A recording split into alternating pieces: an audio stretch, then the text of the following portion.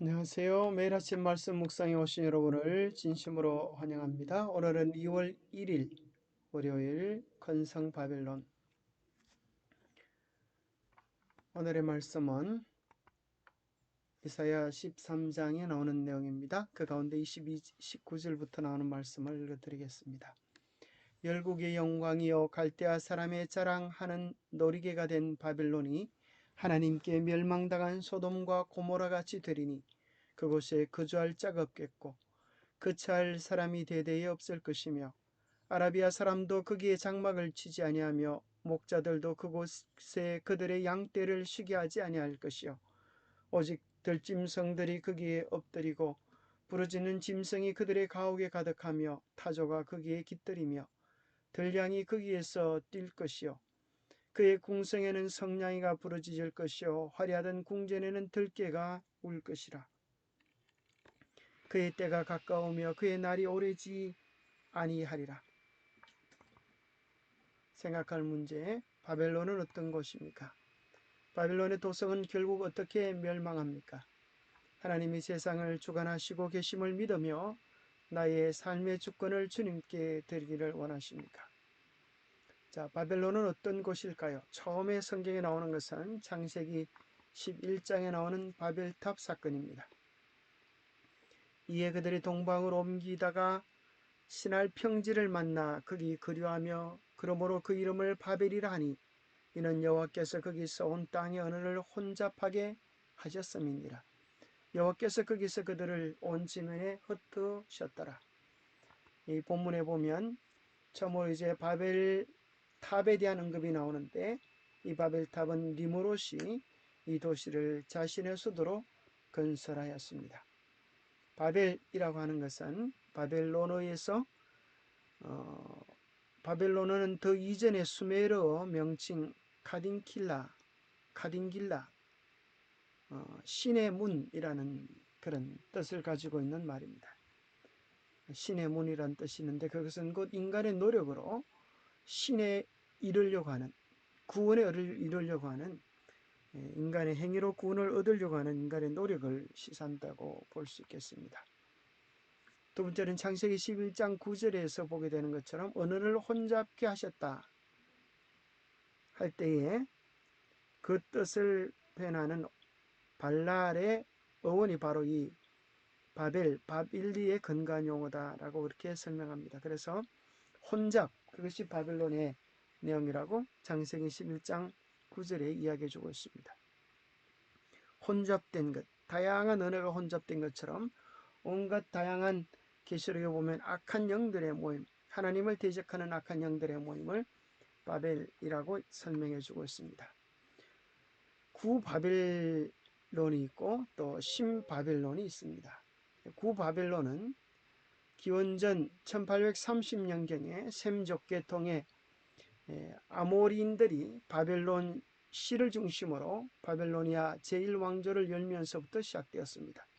그 가운데 유명한 사람이 있었는데 그가 바로 함무라비 왕이었습니다. 그는 이 도시를 복구시키고 그 영향력을 크게 확장시켰습니다. 함무라비는 그곳을 근동의 문화 중심지로 만드는 책임을 지고 노력했으며 이것은 헬라 시대까지 지속되었습니다. 이것은 부분적으로 마르둑을 바벨론의 도시 신으로 만든 것에 기인한 것이었으며 그리하여 약 1300여 신들의 수메르 아카드 만신전의 우두머리 신으로 만드는 데서 기인한 것이었습니다. 그것은 모든 종교적 전통을 하나의 체계 속에 편입시켜 버렸습니다. 그래서 구바벨로니아 곧 함무라비 왕을 중심으로 해서 있었던 한 왕조를 생각하고 그것이 무너졌는데 또 신바벨로니아로 등장하게 됩니다. 그것은 기원전 626년에 갈대아 사람 나보포라살이 스스로 바벨론 왕이 됨으로써 신바벨로니아 왕조를 세웠습니다. 그는 메디아와 함께 아수르를 정복하고 바벨론의 옛 영광을 회복하였습니다. 그리고 그의 아들 느부갓네살은 유다를 정복하고 그 백성을 유배시켰습니다. 다니엘서 1장 나오는 바벨론의 왕 느부갓네살이 바로 신바벨론의 나부포라살의 아들이었음을 우리가 확인하게 됩니다. 그런데 또 우리는 요한계시록에서 마지막 시대의 바벨론을 만나게 됩니다. 하나님께서 세상에 보내는 마지막 기별, 세 천사의 기별 가운데 둘째 천사의 기별의 내용에 보면 이런 내용이 있습니다. 또 다른 천사 곧 둘째가 그 뒤를 따라 말하되 무너졌도다 무너졌도다 큰 성 바벨론이여 모든 나라에게 그의 음행으로 말미암아 진노의 포도주를 먹이던 자로다 하더라. 또 다른 천사 곧 셋째가 그 뒤를 따라 큰 음성으로 이르되 만일 누구든지 짐승과 그의 우상에게 경배하고 이마에나 손에 표를 받으면 그도 하나님의 진노의 포도주를 마시리니 그 진노의 잔에 섞인 것이 없이 부은 포도주라. 거룩한 천사들 앞과 어린 양 앞에서 불과 유황으로 고난을 받으리니. 그래서 마지막 시대 온 세계에 종교를 통합시키고 하나님을 대적하는 세력으로 바벨론이 생길 것을 이야기합니다. 그것이 짐승의 표를 받게 하고 짐승을 경배하게 하는 주도 세력으로 쓰여지게 될 것입니다. 자, 두 번째 질문. 바벨론의 도성은 결국 어떻게 멸망합니까? 이사야서 44장에 보면 이 유프라테스 강 위에 있는 이 바벨론이 어떻게 무너지게 될 것인지를 이렇게 설명하고 있습니다. 기쁨에 대하여 이르기를, 바벨론이 무너지기 100여 년 전에 이 예언이 나타나는데요. 기쁨에 대하여 이르기를 내가 강물을 마르게 하리라. 고레스에 대하여 이르기를 내 목자라 그가 나의 모든 기쁨을 성취하리라며, 예루살렘에 대하여는 이르기를 충건되리라며, 성전에 대하여는 내 기초가 놓여지리라 하는 자니라. 여기 보면 참 놀랍게도 이 바벨론이 어떻게 무너질지에 대해서 예언되어 있습니다. 무너지는 방법이 나오는데 그것은 강물을 마르게 하리라. 그렇죠? 강물을 마르게 하리라. 누가 무너는가? 고레스에 대하여 고레스가 와서 이것을 무너겠다. 심지어 바벨론을 무너뜨릴 이름까지, 사람의 이름까지 기록되어 있습니다. 그리고 그것의 일이 어떤 결과를 가져올 것인가? 그래서 거기서 회복되어진 이스라엘 백성들이 예루살렘으로 돌아가고 무너진 예루살렘 성을 중건하게 되는 일이 있게 될 것을 이야기해 줍니다. 바벨론은 기원전 539년에 메디아 페르시아 제국의 고레스가 그 도시를 점령하였을 때 영원히 주권을 잃고 말았습니다. 기원전 482년에 아하수에르는 바벨론의 페르시아의 지배에 대항하여 일으킨 반란을 난폭하게 진압시켰습니다.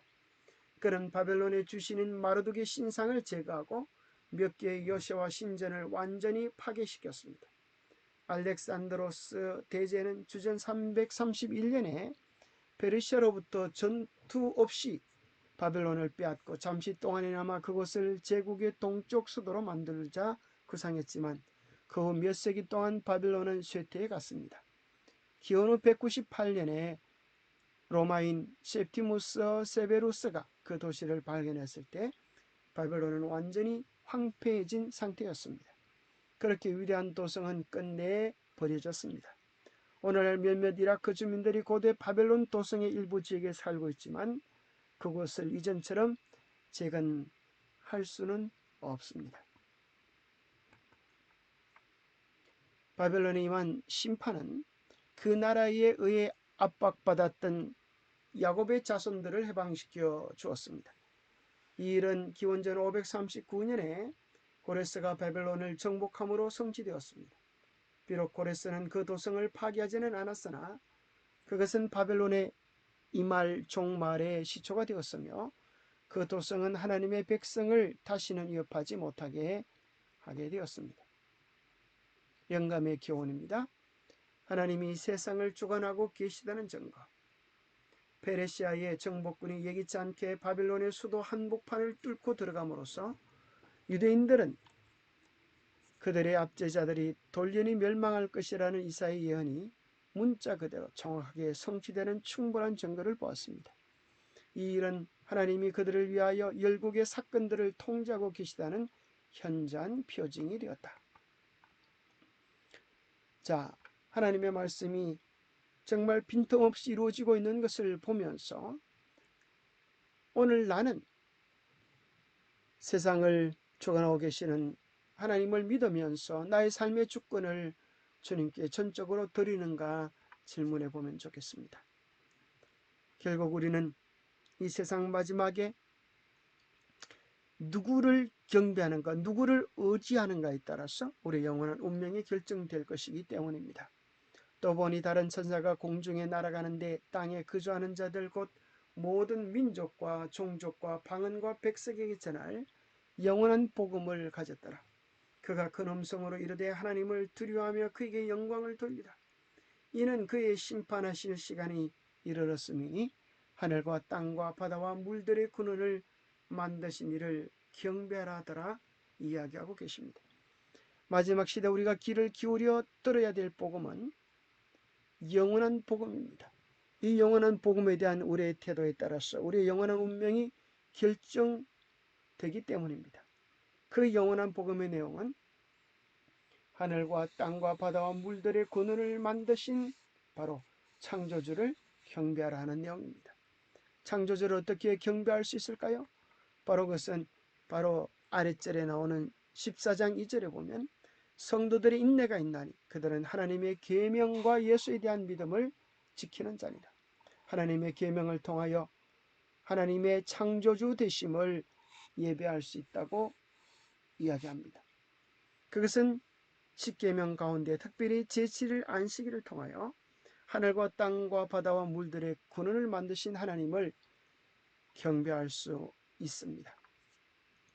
그래서 제7일 안식일은 창세기 2장 3절에 보면 하나님께서 천지 만물을 창조하시며 또 만드시던 모든 일을 마치고 쉬셨기 때문에 우리는 창조의 기념일로서 안식일을 지키고, 두 번째는 신명기 5장 15절에 나오는 것처럼 애굽 땅에 종이 되었다가 거기서 하나님께서 강한 손과 편팔로 너를 인도하여 내었기 때문에, 다른 말로 하면 구원해 내셨기 때문에 우리는 창조와 구원의 기념일로서 안식일을 준수하게 됩니다.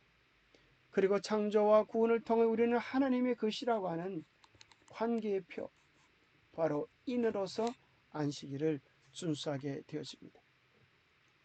그러나 마귀는 이러한 사실을 깨닫고 하나님의 제7일 안식일, 하나님의 인에 대하여 반대로 짐승의 표, 사단의 인을 만드는데, 그것은 교모하게 변경된 태양신 숭배를 통하여 마지막 시대에 온 세상을 미혹할 것입니다.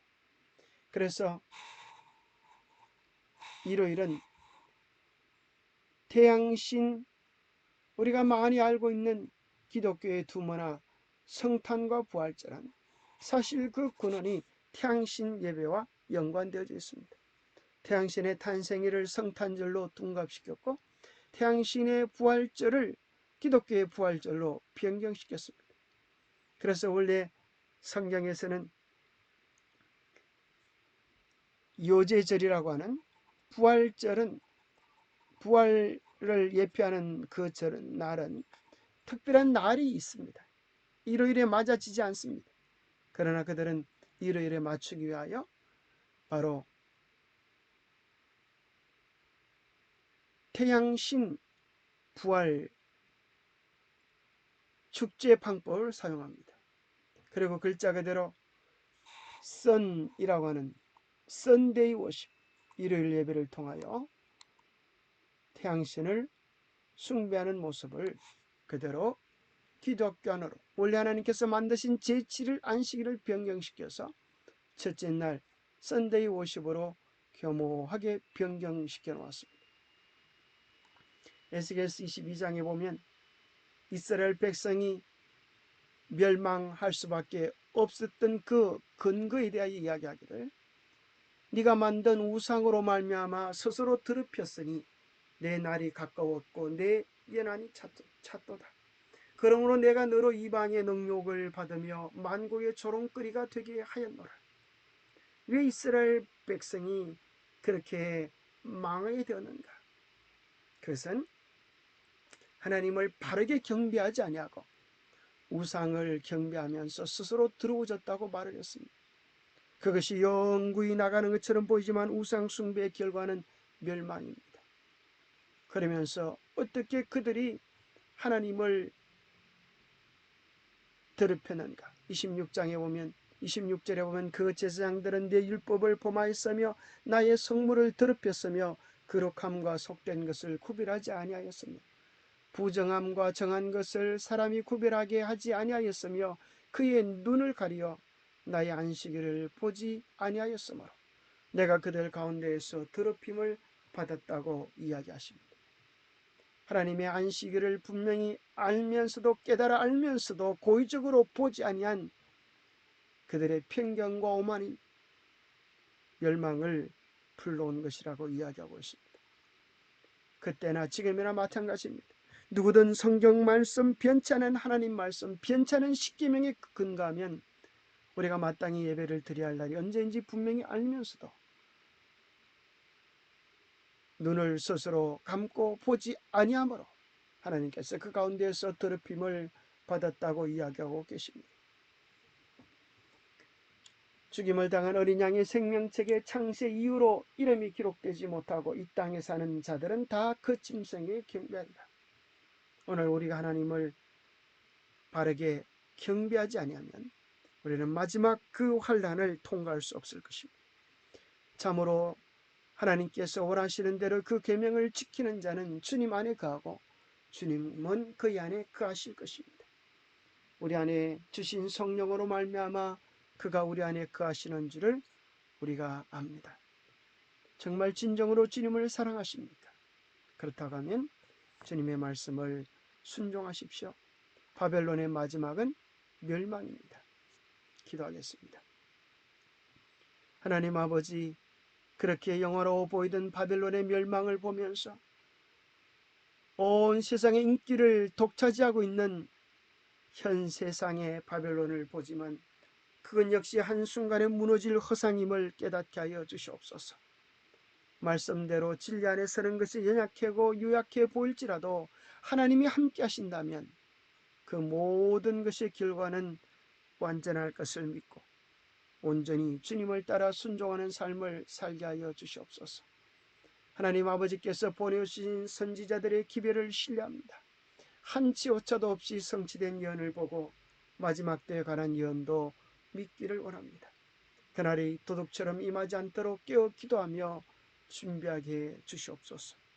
우리의 심령을 날마다 주님께 바치며 주님을 닮아가는 아름다운 삶이 되게 복 주시옵기를 우리 주 예수님 이름 어지하여 간절히 간구하옵나이다. 감사합니다. 오늘도 주님 따라 살아가시는 복된 날 되시기 바랍니다. 감사합니다.